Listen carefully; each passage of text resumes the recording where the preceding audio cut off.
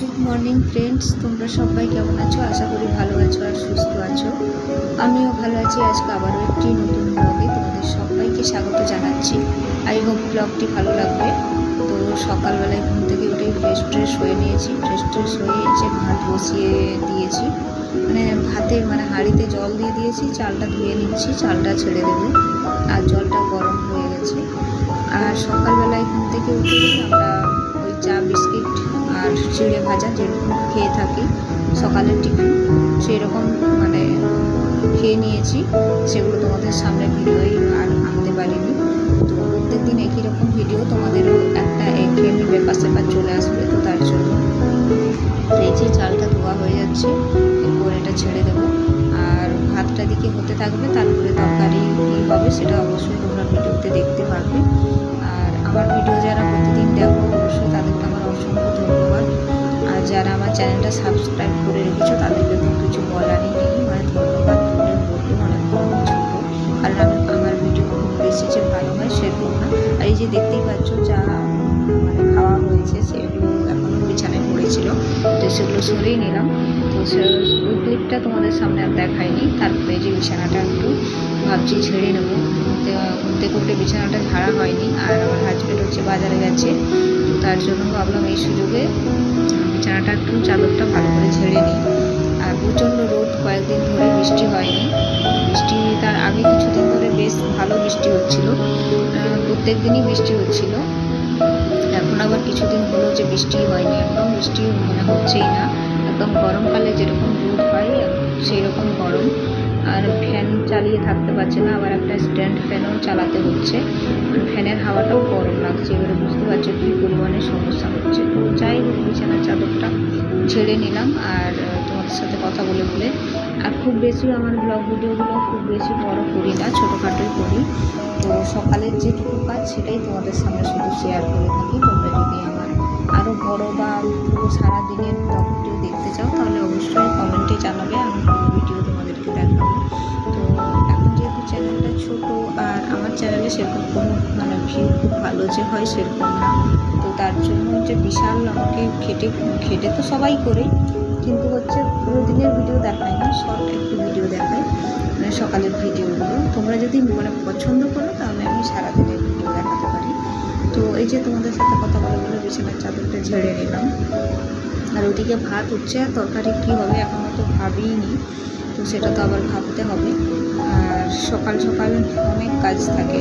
অনেকেই মনে হয় যে সকালবেলাটায় উঠেই প্রথমে তো আমার সব থেকে বেশি প্রেশার থাকে যে কী রান্না করবো, কী রান্না হবে। তো রান্নাটা সব থেকে বেশি। এই যে তারপরে চলে এলাম। তো এখানে হচ্ছে প্রথমে কিন্তু আলু ভাজলাম, বুঝলে তো, একটু আলু ভাজা হয়ে গেছে, কড়াইটা দেখে বুঝতেই পারছো।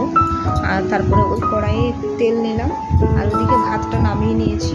তারপরে যে দুটো ডিমকে ভেজে নিচ্ছি। আর কারেন্ট কিন্তু একদম থাকছে না গো, কারেন্ট কখনো আমার অনেকক্ষণ হয়ে গেছে কারেন্ট ছিল না। তো এই যে সবে মাত্র কারেন্টটা এলো, তার জন্য আবার নতুন করে কি বলবো ব্লগটা স্টার্ট করলাম। মাঝখানে এরকম সমস্যা হলে সত্যি ভিডিওতে প্রচুর অসুবিধা হয়। তারপরে ডিমটা খুব ভালো করে একটু ভেজে নেবো। ডিম আলুগুলো আর খুব সুন্দর লম্বা লম্বা করে কেটেছি, একদম পাতলা করে, যাতে খেতেও টেস্ট লাগে আর সব কিছুটা ভালো লাগে আর কি।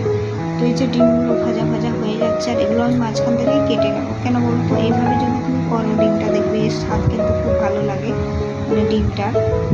ডিমেরও স্বাদ খুব ভালো লাগে, আর ঝোলটাও বেশ অন্যরকম টেস্ট লাগে। তোমরা বাড়িতে কারা করেছো এইভাবে রান্না আমাকে কমেন্টে জানাবে।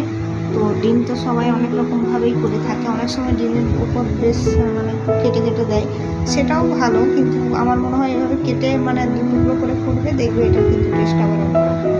আর আলুটা দেখতে পাচ্ছ একদম পাতলা করে কেটেছি, সরু করে, যাতে আলুটা খুব তাড়াতাড়ি সেদ্ধ হয়ে যায়। আর ডিমের ঝোলটাও খেতে খুব ভালো লাগবে, গ্রেভিটাও বেশ ভালো লাগবে। আলুটা খুব সুন্দর করে ভেজে নিচ্ছি, আর একটু ভাজা হলে এই আলুটা তুলে নেব। আর রান্নাটা পুরোটা বাটা মশলাতে করবো, কোনো কাটা মশলাই করবো না। শুধু টমেটোটা আমি কেটে দেবো, ওটা বাটা দেবো না, কারণ টমেটোটা মিক্সিতে আর ঘোরালাম না। কারেন্ট বললাম না যাচ্ছে, আপ ডাউন করছে, তো তার জন্য হাফ টুকরো ছিল, একটা বড় সাইজের টমেটোর হাফ টুকরো দিলাম।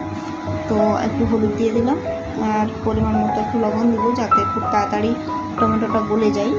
তো একটু লবণ দিয়ে এরপর খুব সুন্দর করে টমেটোটাকে ভেজে নেব যাতে টমেটোটা খুব সুন্দর করে গলে যায় আর কি। তো টমেটোটা খুব সুন্দর করে গলে যাওয়ার পর এই যে বাটা মশলাটা দিচ্ছি, আর বাটা মশলার মধ্যে আছে আদা বাটা, পেঁয়াজ বাটা, শুকনো লঙ্কা বাটা, ব্যাস এইগুলোই। তো এগুলো দিয়ে খুব সুন্দর করে ভেজে নেব মশলাটা। আর একদম কষা কষা হয়ে গেলে একটু কাশ্মীরি লঙ্কা গুঁড়ো দিলাম কালারের জন্য। তারপর অল্প একটু জল অ্যাড করব, জল অ্যাড করে তারপরে হচ্ছে যে মশলাটা একটু কষিয়ে নিয়ে তার মধ্যে আলুটা দিয়ে দেবো। আর আলুটা না মশলার সাথে খুব ভালো করে কষিয়ে নেব। আর যখনই দেখবে মশলা আর আলু থেকে তেল ছেড়ে যাবে তখনই পরিমাণ মতো জল অ্যাড করব। আর ঝোলটা কিন্তু দেখবে খুব সুন্দর গ্রেভিটা হয়, একদম পুরো হয়, আর খেতেও কিন্তু খুব টেস্টফুল হয়। আর ডিমটাও তো ভাজা ভাজা হয়ে গেছে, ডিমটা কিন্তু এখন দেবো না, কেন বলো তো, তাহলে ইয়ে হয়ে যাবে, কি বলে ওটা, ভাঙা ডিম তো একদম গুলে যাবে। যখন ফুটে যাবে ঝোলটা তখন এই যে ফুটে গেছে, এখন ডিমগুলো দিয়ে দেবো। তো আজকের ব্লগটা খুব বড় করলাম না, এই ছোটোখাটো আমার কাজ রান্না, এই রেসিপি তোমাদের কেমন লাগে অবশ্যই কমেন্টে জানাবে।